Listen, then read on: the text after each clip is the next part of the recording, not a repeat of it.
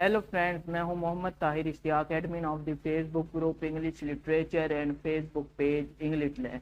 सो guys, आज की video में हम जिस टॉपिक को डिस्कस करने वाले हैं वो है morpheme and its types. So let ना करते हुए अपनी वीडियो को स्टार्ट करते हैं।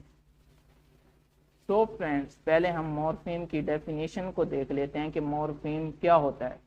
So friends, in linguistics, morpheme is the smallest unit in a speech. It may be a word like place, heaven, or hell, or it may be a part of a word like reappeared and ed in looked.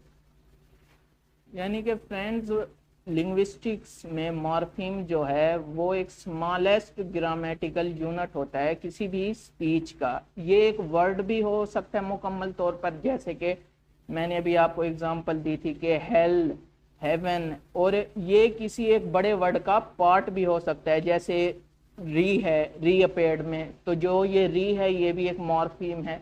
और इसी तरह हम एक word है looked, इसमें ED को देखें तो ये जो है ये भी एक मॉर्फीम है ईडी, जो कि एक बाउंड मॉर्फीम है, जिसे हम आगे चलकर मॉर्फीम की टाइप्स में डिटेल के साथ डिस्कस करेंगे।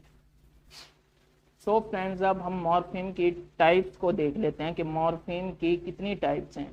फ्रेंड्स, जो हमारे पास मॉर्फीम की फर्स्ट टाइप है वो है फ्री मॉर्फीम। तो फ्री मॉर्फीम वो मॉर्फीम होता है जो एज ए वर्ड स्टैंड कर सकता है, यानी कि उसे किसी दूसरे वर्ड की ज़रूरत नहीं होती। जैसे कि अगर हम देखें कि प्लेस, हेवन, हेल, ये जो थ्री वर्ड्स हैं इनको अपने साथ किसी भी एफिक्सिस को ऐड करने की ज़रूरत नहीं है। यानी कि एफिक्सिस वो होते हैं जो हम किसी वर्ड के स्टार्ट होने से पहले या किसी वर्ड के एंड पर कुछ वर्ड्स को ऐड कर देते हैं। जैसे ईडी को हमने ऐड किया है लुक्ड में, और री अपेयर्ड में हमने री को ऐड किया है, तो इनको कहते हैं जिस वर्ड को यानी कि हम शुरू में ऐड करते हैं ना, जिस मॉर्फीम को, जैसे हमने री को री अपेयर्ड में ऐड किया तो हम उसको कहते हैं प्रीफिक्स कहेंगे इसमें जो री है। और जो हमने लुक्ड में ईडी को एंड में वर्ड के ऐड किया था तो इस ईडी को हम सफिक्स कहेंगे। यानी कि free morphemes are those morphemes which can stand alone as words. इसकी अगर हम मजीद एग्जांपल्स को देखें तो जैसे डॉग, पिक्चर, कैट, ये सब आ जाते हैं वर्ड जो यानी कि फ्री में एग्जिस्ट कर सकते हैं और उन्हें किसी दूसरे वर्ड को अपने साथ ऐड करने की, किसी दूसरे मॉर्फीम को अपने साथ ऐड करने की कोई ज़रूरत नहीं होती। अब फ्रेंड्स, हमारे पास जो मॉर्फीम की सेकंड टाइप है वो है बाउंड मॉर्फीम। तो जो बाउंड मॉर्फीम होता है वो फ्री मॉर्फीम से बिल्कुल ही उसके अपोजिट होता है। अब फ्री मॉर्फीम में तो ये होता है कि वर्ड्स खुद ही एलोन अपने अकेले तौर पर एग्जिस्ट करते हैं, लेकिन जो बाउंड मॉर्फीम है ना, उनमें मॉर्फीम को एग्जिस्ट करने के लिए अपने साथ दूसरे मॉर्फीम को ऐड करने की ज़रूरत होती है। यानी कि bound morpheme are those morpheme which can not stand alone as words. अब जैसा कि एक मॉर्फीम है ईडी, अब इसका कुछ मीनिंग नहीं होगा जब तक ये किसी फ्री मॉर्फीम के साथ ऐड नहीं होगा। अब हम एक फ्री मॉर्फीम है लुक, इसको इसमें बाउंड मॉर्फीम को ऐड करते हैं तो ये बन जाएगा लुक्ड। तो यानी कि अब ये एक मुकम्मल वर्ड बन गया है। अब ईडी अकेले तौर पर तो इसका कुछ मीनिंग नहीं है, इसको ज़रूरत पड़ी है फ्री मॉर्फीम के साथ ऐड होने की। इसी तरह अगर हम एक और एग्जांपल लें तो एक वर्ड है लवली। अब इसमें जो एल वाई ली है इसका अकेले तौर पर तो अपना कोई मीनिंग नहीं है। जब हम इसको एक फ्री मॉर्फीम लव के साथ ऐड करेंगे तो ये मुकम्मल एक वर्ड बन जाएगा जिसको हम कहेंगे लवली। अब फ्रेंड्स, हमारे पास जो बाउंड मॉर्फीम्स की भी आगे चलकर दो टाइप्स हैं जिनमें डेरिवेशनल मॉर्फीम एंड इन्फ्लेक्शनल मॉर्फीम शामिल हैं। सो पहले हम डेरिवेशनल मॉर्फीम को देख लेते हैं कि डेरिवेशनल मॉर्फीम क्या होता है। तो फ्रेंड्स, डेरिवेशनल मॉर्फीम वो मॉर्फीम होते हैं जो किसी भी वर्ड की ग्रामेटिकल कैटेगरी को चेंज कर देते हैं। अब जैसा कि एक वर्ब है टीच, अगर हम इसके साथ एक मॉर्फीम को ऐड कर दें ई आर को तो ये वर्ड बन जाएगा टीचर। जो टीच अभी तक एक वर्ब था, जब हमने उसके साथ एक बाउंड मॉर्फीम को ऐड किया है ER को, तो उसने अपनी ग्रामेटिकल कैटेगरी को मुकम्मल तौर पे चेंज कर लिया है। अब वो एक नाउन बन गया है, टीचर। यानी कि derivational morphemes are those morphemes which can change the grammatical category of a word.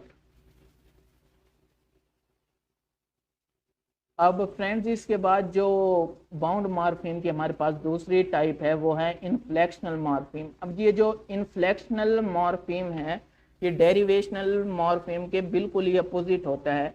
Derivational morpheme तो किसी भी वर्ड की ग्रामेटिकल कैटेगरी को चेंज कर देता था, जैसा कि एक वर्ब टीच नाउन टीचर बन गया जब हमने उसके साथ ER को ऐड किया है।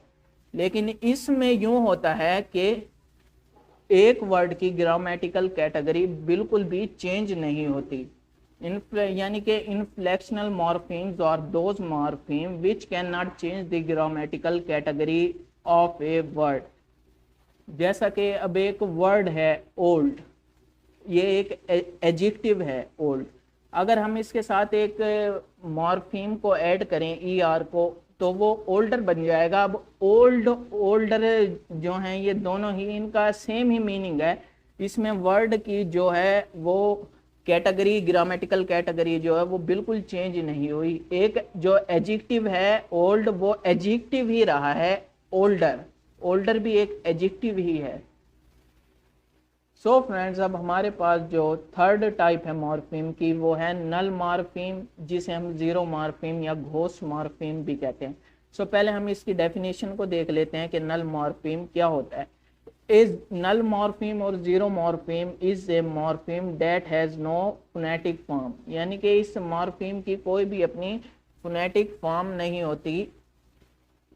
और ये जो नल मॉर्फीम होता है ये एक इनविजिबल एफिक्स होता है। अब फ्रेंड्स मैंने आपको पहले बताया कि एफिक्सिस क्या होते हैं। ये जो प्रीफिक्सिस और सफिक्स के बारे में मैंने आपको बताया, जो वर्ड्स किसी भी वर्ड्स के स्टार्ट या एंड पर लगते हैं उनको हम एफिक्सिस कहते हैं।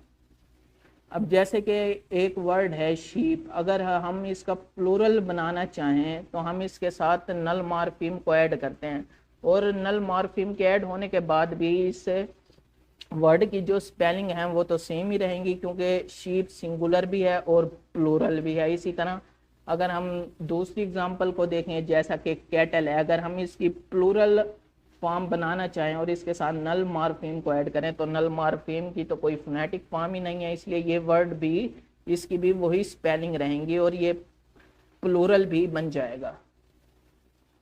सो फ्रेंड्स आज की वीडियो में सिर्फ इतना ही। अगर आपको मेरी वीडियो से कुछ नया सीखने को मिला है तो मेरी इस वीडियो को लाइक करें, अपने फ्रेंड्स के साथ शेयर करें और मेरे चैनल को सब्सक्राइब करें। Thanks and good bye.